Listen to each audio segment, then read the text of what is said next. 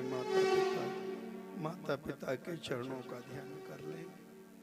सभी अपने अपने गुरु के चरणों का ध्यान करें। हे मातृदेव, हे पिता देव, हे गुरुदेव, ये पापी जीव है, पापी पाप भरा हुआ है। इस पापी जीव को ऐसी कृपा करो गुरुदेव कि एक आसन बैठ करके एकाग्रचित होकर के एक घड़ी आदि में पुनिया तुलसी संग साधु की तो हरऊ कोट अपराध।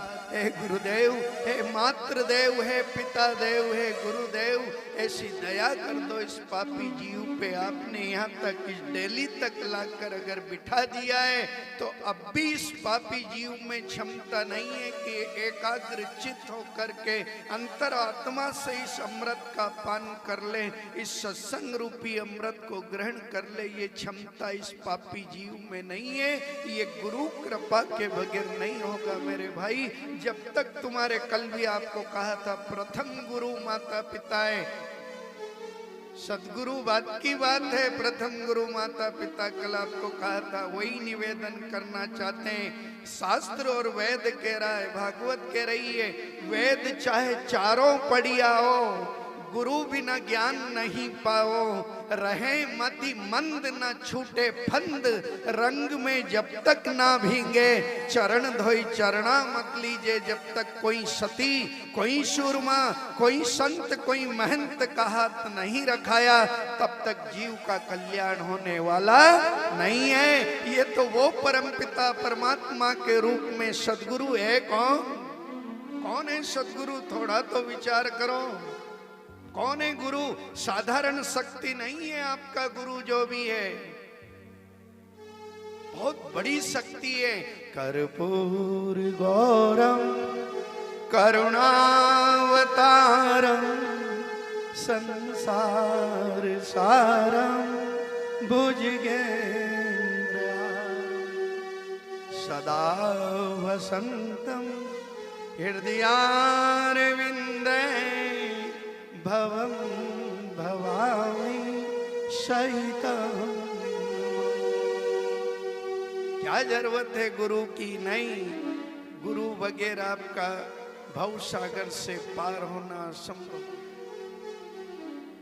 कहीं दया हो गई हो, कोई गुरु, कोई संत, कोई महंत की, और कहीं हाथ रखा गया और दया की दृष्टि डाल दी, तो आपका जीवन और जन्म दोनों सफल हो जाएगा और मरण सुधर जाएगा तो परलोक भी सुधर जाएगा मेरे भाई। इसलिए सदगुरु की जरूरत है, इसलिए सत्संग की जरूरत है, इसलिए कथा भागवत पूजन आडंबर की जरूरत नहीं है। पर आज हो क्या रहा है? आज हर जगह जहाँ देखो वहाँ आडंबर ही आडंबर आगे आ रहा है। जबकि भागवत कह रही है आडंबर रहित धर्म होना। धर्म में आडंबर पर आडंबर आ गए। आडंबर रहित धर्म होना, कामना रहित पूजन होना और वासना रहित भजन होना। आप पूजन कर रहे हैं, पूजन करो, पर पूजन बाद में, पहला कामना भगवान अगर कर देगा तो पूजन करवई दूंगा, नहीं तो क्या है ये? मत भटको, अब भी मौका है, समझ जाओ, अब भी मौका है। अपनी दिशा बदल दो और कहीं ऐसे सती सूरमा संत महंत के चरण शरण में पहुंच जाएं, कहीं भी जुड़ जाएं और ऐसी जगह जुड़ जाएं। सत्य से जोड़ता है सदगुरु और आडंबर से नहीं जोड़ता है। सत्य से जोड़ेगा सदगुरु मेरे भाई, आडंबर तुझे उलझा देगा और वो सदगुरु सत्य से जोड़ेगा। और सत्य कल आपको कथा में, प्रथम कथा में जो आपको बताया था, ज्ञान वैराग्य भक्ति की कथा, उसमें कहा था प्रथम सीढ़ी है सत्य। सत्य, प्रेम, करुणा। जहाँ सत्य है, प्रेम है, करुणा है, वहाँ करुणा निधान तैयार बैठा है और तुझे आशीर्वाद देने के लिए तैयार बैठा है। पर तू पात्र बन के जा मेरे भाई, पात्र बनना पड़ेगा। क्या होगा ये क्यों क्यों संत लोग तुम्हें, अच्छा ये कथा के पहले कीर्तन क्यों करवाते हैं? चाहे सीताराम का करवाए, चाहे राधे श्याम का करवाए, चाहे कोई ओम नमः शिवाय के जाप कर, जो भी नाम आपको दिलवाते हैं गुरु, वो कथा कोई भी बड़ा से बड़ा संत महंत होंगे, कथा के पहले आपको 5 नाम राम का, कृष्ण का, शिव बाबा, किसी भगवान का नाम जाप करवाएंगे, उसके बाद कथा प्रारंभ। क्या होगा उससे, इसको भी समझ लो, इस सूत को सुलझा लो। पहले कथा के पहले कीर्तन क्यों करवाते हैं? कि इस नर्तन की शुद्धिकरण के लिए 5 नाम कीर्तन परमात्मा का नाम लिया जाता है, और इसीलिए लिया जाता है।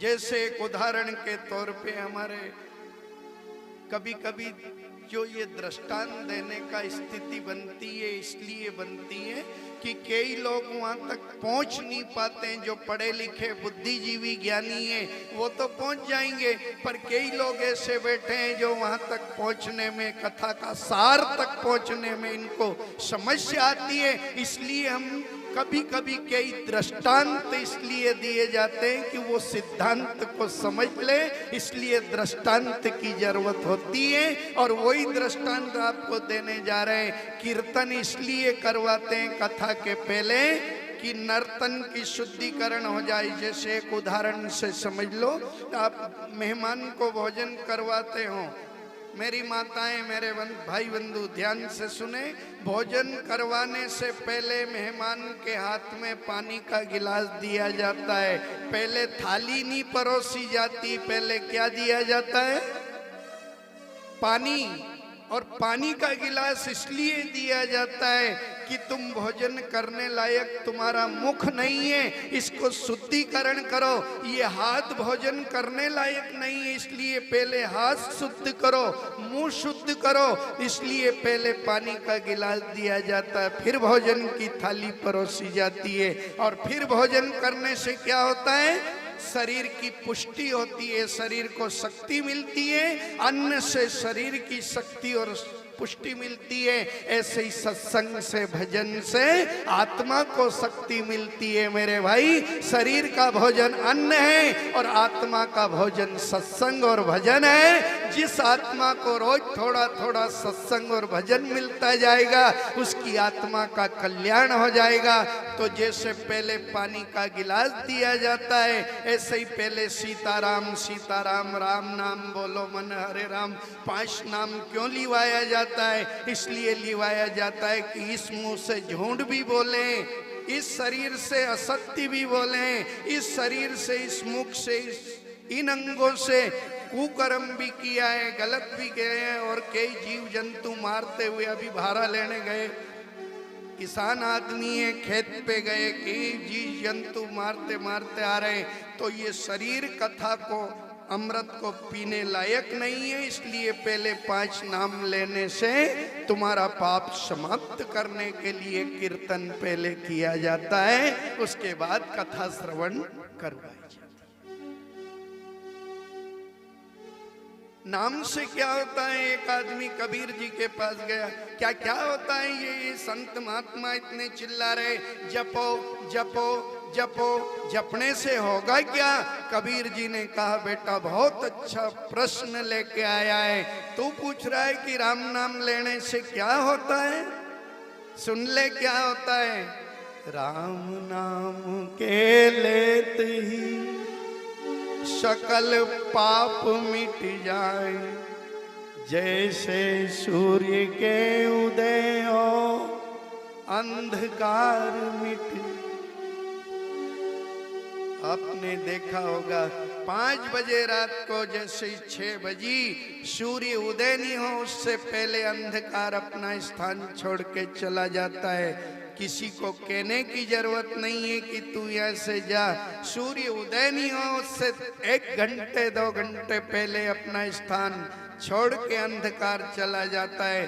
कबीर जी ने कहा, बेटा जैसे सूर्य के उदय होते ही अंधकार समाप्त हो जाता है, इसी प्रकार नाम में वो ताकत है, करोड़ों जन्मों का पाप तेरा नाम लेने से समाप्त हो जाता है। जैसे वर्षों पुराना कचरे का ढेर लगाओ और एक माचिस की काड़ी डालने से कचरा साफ हो जाता है, ऐसे ही राम नाम निर्मल मन से राम नाम लेने से तेरे जन्म जन्म के पाप समाप्त हो जाते हैं। इसलिए संत आपको ज्यादा से ज्यादा, और मेरा भी एक लक्ष्य है, एक निवेदन है कि आप जहां तक हो सके और आडंबरों से बच करके जितना जाप हो जाए, जितना नाम जाप हो जाए, जितना आपकी जहां आस्था जुड़ी हो, जिस नाम में आपका भाव बन गया, चाहे वो ओम नमः शिवाय, ओम नमो भगवते वासुदेवाय, चाहे सीताराम सीताराम, राधे श्याम राधे श्याम, जहाँ आपकी आत्मा माने,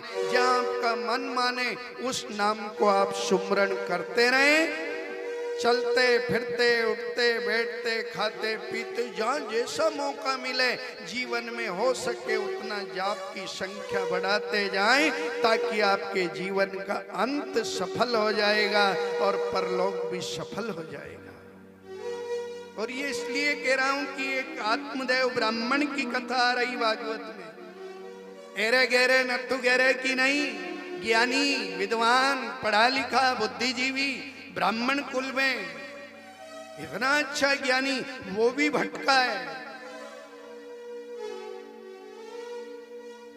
ये कथा आप हजारों बार सुन चुके हैं, और यहाँ तो सबसे ज्यादा सुनी है इना गांव में जितनी कथा हुई, शायद और कहीं का गांव में इतनी कथा बने। गांव बड़ा बड़ा है, पर अमशा खेड़ी गांव जैसे गांव में जो कथा हुई इतनी शायद आज तक कहीं कथा नहीं हुई होगा। शायद 25 साल से कथा चल रही है, 2001 से आने दो कथा करवाए साल भर में, इन्हीं छठ पे भी ने उन्हीं छठ पे। बहुत अच्छी बात है, हालांकि ठीक है कथा करवा रहे, बहुत अच्छी बात है, 12 महीना में 2 करवा रहे, बहुत अच्छी बात है। कई गांव में तो 3-3 बार रांडे ही नचाए भी, तो 2-2 4-4 लाख रुपया उन्हें रांडिया उनके दिखे ने नचई के ने दारू में गाना कट करी के बर्बाद हो रहे हैं। आप कुछ नहीं तो इतना तो कर रहे हैं, पर ही करे असो है कि लो पैसा ले ही जाओ, जितना चाहे उतना कथा करवाई दो, पर कथा सुनने को टेम आने ज्यादा करो तो हमारा दाई जी के पहुंचे ही दांगा वही नीव रही है घरे। फुर्सत में जितना भी स्यापाड़ा रुमालाड़ा बुजुर्ग है, इनको घर से रिटायरमेंट मिल गया तो इनसे किदे कि तुम जाओ पड़ियारी जो हो यार देवरा में दिन में 3 घंटा नहीं 12 घंटे ही पड़ियारी जो ने वही रोटी खा जो ने वही सो जो ने कथा सुन जो। घराड़ा उन्हें टेम नहीं है गुरु जी। शायद कथा का पूरा पूरा असर जहां तक पहुंचना चाहिए असर वो नहीं पहुंचा अभी तक। इसलिए बने 25 साल हो गए और 12 महीना में 2-2 कथा, तो 25 साल में 12 महीना में 2 हो तो 50 कथा तो सुन चुके हैं यहाँ के लोग। 50 कथा हो गई है, ये गिनती है आंकड़ा। 2001 से कथा चल रही है। 8-10 साल पहला मैं भी एक बार आया था, जब थोड़ा और भी कुछ मामला अच्छा बढ़िया था, पर अब तो धीरे धीरे जदे नया नया छोरावन दिखाता था पंडाल में, अबे काल को आयो हूँ बहुत कम मात्रा में दिख रहे सब इधर उधर।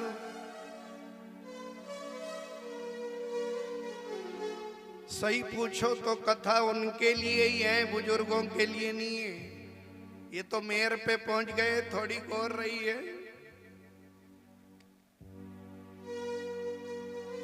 कथा उनको सुनाना है। रोज थोड़ा थोड़ा हरि का भजन कर ले, रोज थोड़ा थोड़ा हरि का भजन कर ले, रोज थोड़ा थोड़ा हरि का भजन कर ले, रोज थोड़ा थोड़ा हरि का भजन कर ले। मुक्ति का कोई तू जतन कर ले, मुक्ति का कोई